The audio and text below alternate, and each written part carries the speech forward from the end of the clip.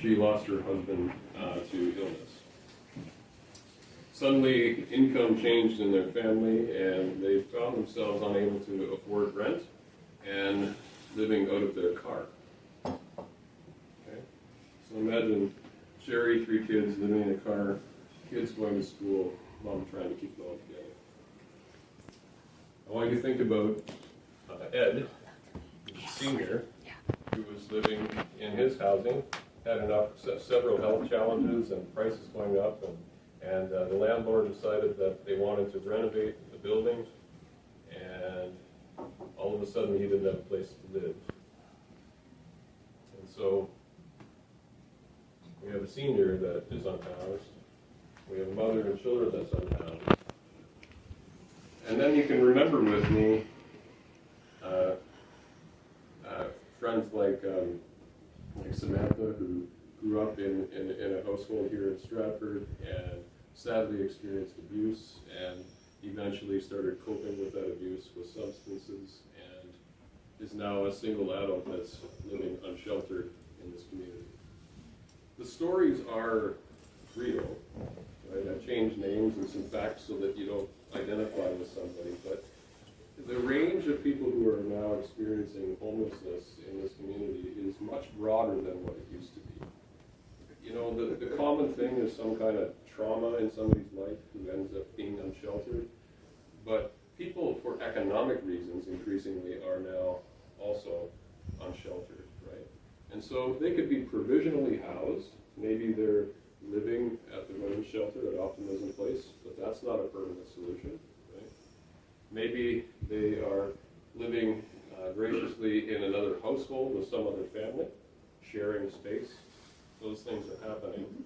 But what we need in our community is a much broader mix of housing so that everyone can find affordability and can find options that beat them where they're at, right? We want dignity of choice for people, and we want to make sure that we have adequate housing to support our labor force.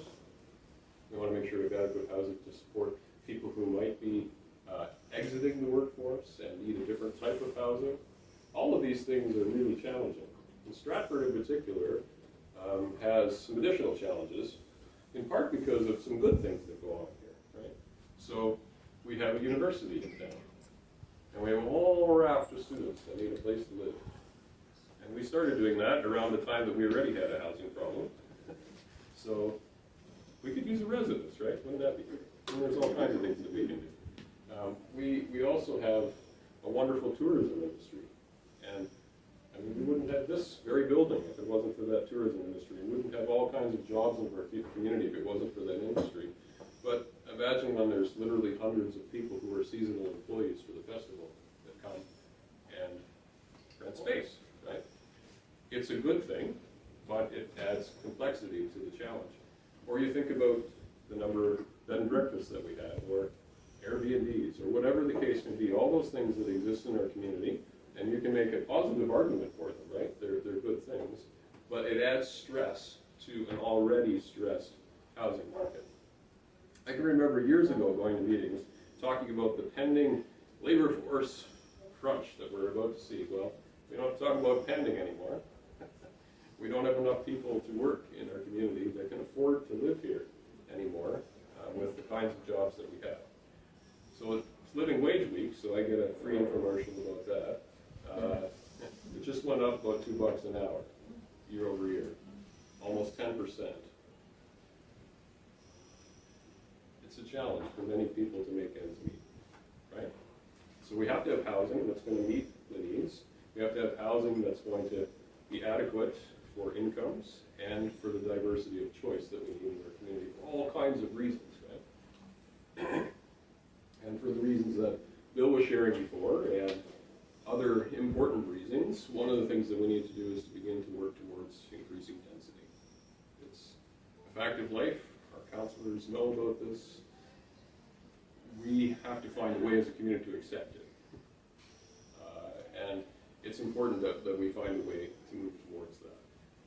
So when you think about the spectrum of housing, I want you to understand this a little bit. On the one hand, we have market housing. Everybody knows what market housing is, right? and whatever the market bears, you're going to pay, right? That's market housing. So whether it's purchasing a home or whether it's rent, market housing is on the one end of the extreme. I can tell you that market housing has gone up over the last 5 years by between 60 and 70%. Okay? So whether that's rent or whether that's actual purchasing a home, between 60 and 70% over the last number of years. So if you want more details about those horrible facts and figures, you can look at them on the reports that are on our website, or probably other places too. They're in the news all the time, right?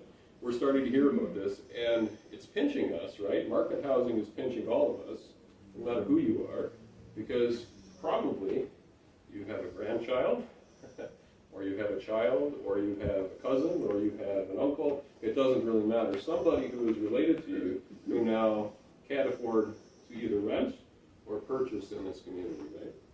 So this is an everybody issue. It's not just a one-person issue. So that's the market housing crisis that's going on, right? And it's over here on the spectrum. It's what you hear. If he gets his way and builds 1.5 million homes, it'll help. But anyway, we won't get into that. If you look at the rest of the spectrum that is lesser known, on the very extreme left-hand side for me, or right for yours, you have people who are experiencing homelessness, right? They're literally living on shelter. And I see a shelter from here, not quite, but you know, there are shelters within meters of this location where people are actually living outside in this community now. 5 years ago, that was very rare to see, right? It happened. People were living on shelter, but it wasn't visible. And so thankfully, I'm not going to say thankfully, in a way, the fact that it's become visible is good, because it encourages all of us to say this is actually a problem. Because when I used to stand up and talk about homelessness, nobody cared. Now they do. Okay? We care because we can see it, it's tangible, those kind of things. That's happened, right? And so it's a good thing, in a way. It's a bad thing for the sheer number of people who are experiencing homelessness. In Perth County, today, approximately 160 people are chronically homeless, okay? And of that 160 people, estimated, about 80% of them are here in Stratford. Okay. And then, of that 80%, of that 160, I can break it down and tell you that roughly 30 to 40%, depending on the month, are trimorbid, okay? And so what does that mean? That means that they have at least 3 problems, okay? And so they might have a brain injury, could be acquired, or it could have been there all along. They may have an addiction, and they may have some other challenge, maybe a disability of some kind, okay? When people are trimorbid, it's very, very, very difficult to house them. It's very, very difficult to do anything to help in that circumstance until they have housing, right? So you have a bit of a conundrum. And so if we're ever going to fix this problem, United Way and Ryan Herb thinks that the only solution is to build what we call supportive housing. Okay? This is a widely believed notion that the answer to solving homelessness for our highest need individuals is to build what we call supportive housing. It's a hard thing to convince everybody to do. Why? Well, general societal attitudes. First of all, they don't deserve it. Just going to name it because we all have thought it at some point in our lives, including me, when you get a little frustrated with the choices that somebody makes who's in front of you. They don't deserve it, right? But we have to get over that. We have to come with compassion and also reason to think differently about it, right? So we have to change the society's attitude towards this issue. And that's a hard thing to do. It's actually the hardest thing to do about this issue, is we have to all get to the point where we say, no, everyone deserves dignity and choice, right? Housing is a human right. I want everybody to believe that with me. I hope you can get there. We have to get to that point. It's like water. Housing is a human right. Water is a human right, you know? We can't live without either. So it's incredibly important that we work on those things. So on this far end of the spectrum, we have to start thinking about things like human rights and dignity in order to get over the hump so that we can make the political choices that will allow us to address the issue. So here's the practical side of that conversation. So say say for whatever reason you have thought, and perhaps you've heard other people say, why doesn't that person just get a job? They should just pull up their bootstraps and get going. Well, I mean, obviously that's not going to happen. If you've got 3 major issues that you're facing, you're not employable at that time. So it isn't that simple. The only way that we can help people who are trimorgan in our community, eventually, hopefully at least some of them work towards employability, is to put a roof over their head. We have to think housing first, okay? So the main principle is you house people and then you work with them on the issues, not when you think they deserve it because they've made the right choices, right? It's not like that, it just doesn't work. The pragmatic side, additionally, and this is what really irks me, if you really want to get people, we're so dumb. It's more expensive to do what we're doing than it would be to actually house people. So from a humanitarian standpoint, we should have the compassion to do this, right? Absolutely. We should believe in dignity. We should believe in housing first. We should believe in all those principles that everyone deserves a choice around housing. And yet, we sit there in our brains and we can't get wrapped around the fact that I'm going to give a house to somebody for free. We just can't get over it as a society. And when I put the numbers in front of you, you'll say, why wouldn't we? Because it only makes practical sense. So, let's say, and this is a really rough numbers, and I'm sure they're not completely accurate anymore because it's from a study that's $100,000 to $150,000 a year for an individual. Okay? Sheltering somebody in a temporary shelter can cost in the neighborhood of, it depends on the shelter and the circumstances, but in the neighborhood of $50,000 a year. Okay? Maybe more, maybe less. Do you know what supportive housing costs? Anybody want to make a guess? Roughly $30,000 a year. So why would we do what we're doing? Not to mention the fact that while we're having all of this happen, we have to increase our police force because of the challenges that having people with trimorbidity in our communities does, right? We demand that police will be there at 3 a.m. when the problem happens, and maybe we should, but that's adding more money to the police force instead of housing, right? No offense to our great Chief Skinner. Love him. He would say the same thing. We also know that, housing people and incarcerating them doesn't make any sense, right? I mean, that seems silly, but lots of times people offend simply so that they have a place to stay, right? So can you imagine the choice? You're facing this winter, a terrible day like today, and maybe you say, I'm just going to break in somewhere and steal some stuff, hoping that I get caught, so that I can have a roof over my head, right? People are literally making that choice. Some of them are also not making that choice consciously, and they don't have the ability to make the choice anymore because of the challenges that they faced over their life. And here we are, darn it, right? It just doesn't work. So my challenge to all of you on this, before I go on to the other part of the conversation, is please, please, please, please, please, please, lobby with me, if not for compassion's sake, which I would hope that every one of us would get there. We should have compassion. But please, for the love of God, because it's cheaper. Right? It makes no sense, okay? But in order for us to get there, we have to have all levels of government agreeing to this, right? Tough thing to do. Good luck.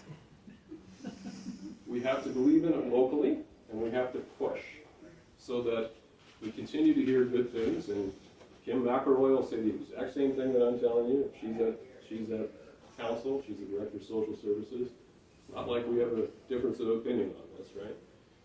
We have to get everybody on board that we're going to do this nationally and provincially. Why? Well, if Stratford woke up tomorrow and built all the supportive housing that it needed, we'd start to get people coming from everywhere else. Okay? So we need to do something, and there's always going to be a balance and a tension on that. But it has to be done everywhere. It has to be a strategy for crying out loud. It can't just be Kim McElroy's good idea or whoever's in this community, right? It has to be something that we all say has to be done everywhere altogether, okay? So, far end of the spectrum, those are the issues. Demand from your politicians that we move towards increasing the number of supportive housing units. Capital side, building, yes, but also the operational side that has staff on site to make sure that people can be successful. That's what supportive housing is. We already do it for people who have disabilities. What is community living? It is supportive housing. It's a good idea. It's not new. It works, okay? Will it work for everybody? No. There will always be people who would choose not to live in that housing. I'm sorry, we'll probably always have a few times, even if we do this really well. There will always be people who don't make it in those places, even with the rules and the support that's there. I admit that. However, wouldn't it be better if of our 160 people and then the 35%, if 90% of that 35% was housed than what we're doing right now? It's not an excuse to say, well, a few of them won't survive, so it's not worth doing. That's just silly, right? Okay. So now, the spectrum again. Homelessness, market housing. In the middle, there's a whole bunch of other kinds of housing, right? So we have what we call rent geared to income housing. Anybody know what that is? So sometimes housing is really only an issue of income, right? Somebody just literally cannot afford because of the job that they have, perhaps, or because they're on social assistance. And if we would think smartly about social assistance rates, we might increase them so that people could actually afford to pay rent. That's a whole other conversation. Social assistance rates, whatever they are, rent geared to income housing. And here in Stratford, most of that housing is operated by the City of Stratford Social Services. We're so thankful that they have that housing, that stock is available, but it's completely inadequate for the demand. I haven't looked at the numbers real recently, but I think there's about 600 people on a wait list. Is that the secret or not? Okay. For rent geared to income housing, right? So that's again just around affordability. So that's the people, some of the people I was telling you about. That's the moment with, there's tons of stress on that part of the market, okay? And the stress that exists in market housing is putting more stress on that because there's no private options to utilize. So it's a mess, is basically what I'm saying. We need every kind of housing other than estate lots for people that don't live in this community to come live here. That's what we don't do. I'm sorry if you've recently moved here and bought an estate lot. I apologize. What we need to do is to make sure that we can house the people in our community. And that's the job of everybody. All of us as citizens, we need to be paying attention to this. And so, what is the United Way doing? There are all kinds of things that are happening that are really good, and I won't tell you about all of them tonight, but there's two things that I want to tell you about that United Way is doing. One, we are working to make sure that we're part of the solution to help the most vulnerable people in the community. Okay, so some of you might have heard of the Connection Center that was established a couple of years ago in downtown. It's an important component. It's not the silver bullet, it's not the solution to everything, but it's an important component because what that program does is it provides some basic needs for people who are unsheltered right now. Okay? So, I don't want to build shelters. I want to build housing. You might as well know my bias. It's a waste of money to build shelters. Let's spend hundreds and hundreds of thousands of dollars a year building supportive housing, not building shelters. I'm sorry. If you want to build a shelter, we can talk later and I'll tell you why it's a bad idea. The Connection Center, though, what it does is it tries to help people with basic needs. So showers, laundry, all that sort of stuff. You know, people come in there who are working, okay, and they're living out of their car, right? So they have a shower and they can do their laundry. There's also people going in there who are trimorbid, and that's a real big challenge.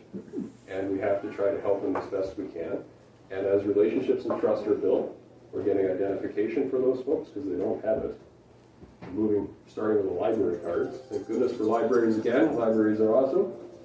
We are also moving towards making sure that they're on the the list of people who are experiencing homelessness is called our by name list. Until you get on that list, we actually can't start to get you towards housing, and then we're getting people signed on to actual housing lists so that when a unit does free up, we can move them there. On average, and this is a huge collaboration driven primarily by the city and Canadian Mental Health Association, who operates the Connection Center, anywhere from 6 to 10 people are housed every month.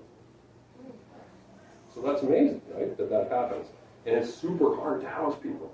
So we should cheer that that's happening in our community. The problem is, we have more people that are unhoused than get housed every month. So, on average, is 2 more people becoming unhoused than are getting housed every month. So that breaks my heart, and it should break yours too. It's a big problem. So, Connection Center, we raised a whole whack of money, we renovated the place, now CMHA is operating it, and it is doing a good job of helping more people more quickly, not only access basic needs, but also access the supports and services that they need. So the other reason it's called it, and the reason it's called the Connection Center, is because all the supports go there. So people who are experiencing homelessness, they're not going to travel to 6 offices to go get what they need. What we do is we bring all the services there. So we have a psychiatrist, a nurse practitioner, we have mental health supports, addiction supports, court support. All those folks will come to the Connection Center and meet with clients right there. So it's a beautiful program. So beautiful that we decided to replicate it 4 more times across Perth and Huron, and we're working on 2 more. So we're going to have 6 Connection Centers across the region, and that's a huge, huge lift for our organization to do this, and we're so grateful that it's working. But people see the work, they see the wins, they see what's happening, and it's a great thing. The Connection Centers, as good as they are, as wonderful as they are, don't solve the problem, right? You know, that's more Band-Aid type work. And so we want to spend time, not only am I spending time, you know, with my colleagues at Queen's Park and in Ottawa trying to push for changes, but I'm doing that too. But we're also doing something that is the greatest lift for the United Way here that we've ever tried. And that is we're starting an not-for-profit housing corporation. So about 3 years ago, we first did the research to say, what do we need in our community? And the research said there's a gap. I couldn't convince people, despite trying for the few years before I started the research, to build not-for-profit housing from other communities. It's really, we're going to be supporting the municipality and government and pushing really hard so that we get more supportive housing. But our particular entity is not planning at this point to operate that housing. We're going to be pushing towards what we call mixed housing. 2 reasons. One is we think that that's where we can be successful, and that makes some sense. We also think that we want to, by principle, start to mix incomes in housing projects. Yes. Okay. We're not too excited about segregation, right? I think you have to segregate supportive housing. I don't think there's any other way to operate it. But other than that, I believe strongly that we should not be segregating people in our community. And so we want to build housing that has people of all income levels. It's also strategic from a business point of view. Not hard to figure this out. Market rent can help pay for affordable rent, right? Okay? So we're going to have that balance. And so what we're looking for is a corporation that's going to be entrepreneurial, going to find new opportunities and partnerships, and is going to make sure that in a perpetual way, we are building more and more housing across this community. That's exciting. It's what we need.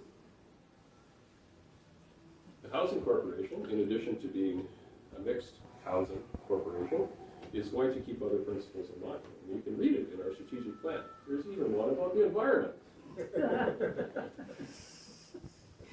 It's obvious, I think, to most people that the concerns of the environment are really important, right? You wouldn't be here if you didn't think that, which I understand.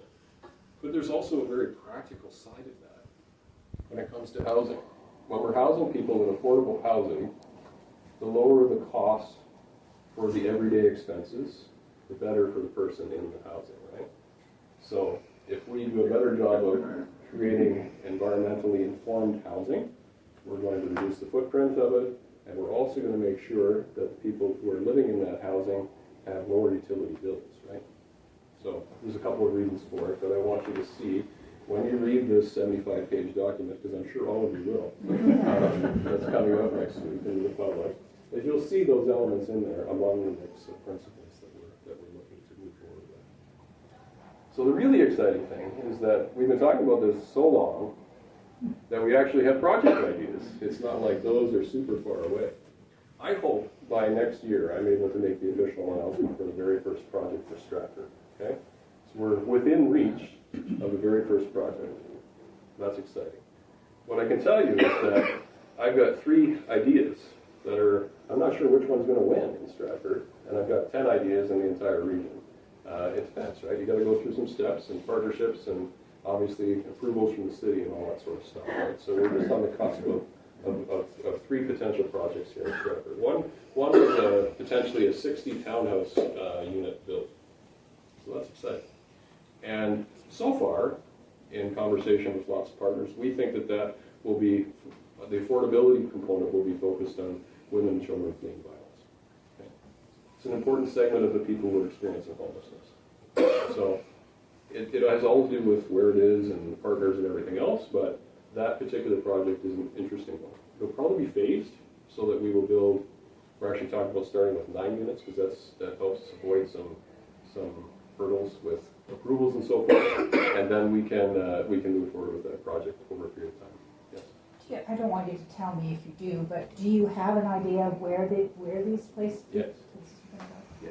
Yeah, I can't tell you yet No, where it it's is, okay. but I can tell you that it's in Stratford.